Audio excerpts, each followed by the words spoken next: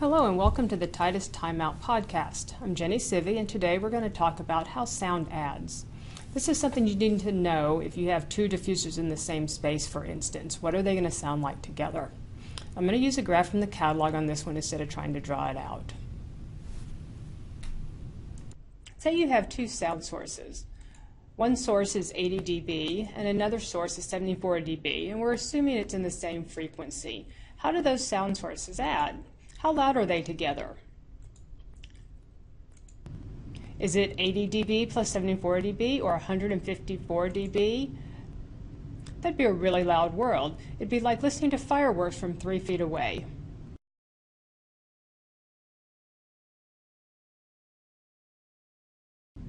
So how does it really add?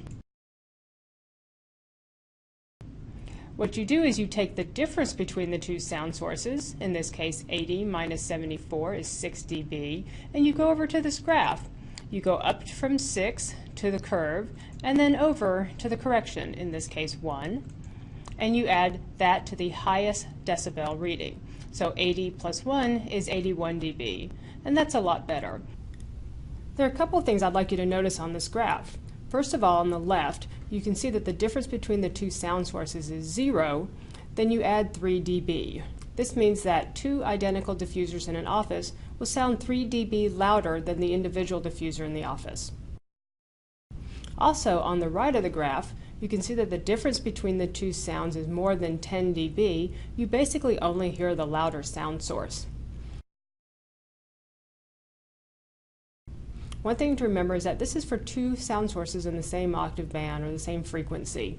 If you have a whole spectrum of sounds, you would need to do this for each octave band to determine how much louder it would be. So that's how sound adds. Thanks for taking a time out with us.